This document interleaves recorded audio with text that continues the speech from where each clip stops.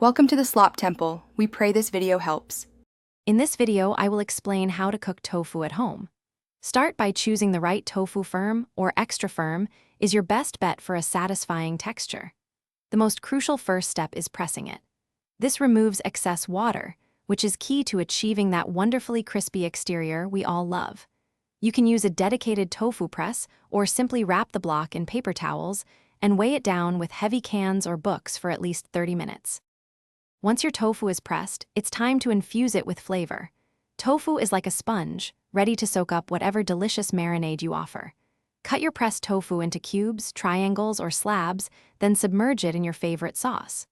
Think soy sauce, ginger, garlic, and a touch of sesame oil. Let it marinate for at least 30 minutes or even a few hours in the refrigerator for a truly rich taste. Now for the fun part, cooking. There are several fantastic ways to get that perfect texture.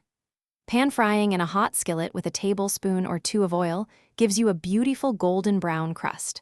For a hands-off approach, baking at 400 degrees Fahrenheit for 20 to 30 minutes yields evenly crispy pieces. And if you have an air fryer, it's a quick route to super crispy tofu in about 15 minutes. Your perfectly cooked tofu is incredibly versatile. It's a fantastic addition to almost any meal. Toss it into a vibrant stir-fry with your favorite vegetables and a savory sauce.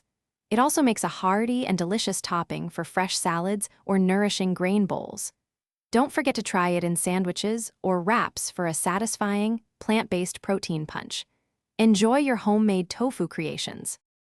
Thanks for watching. Consider subscribing if we helped you.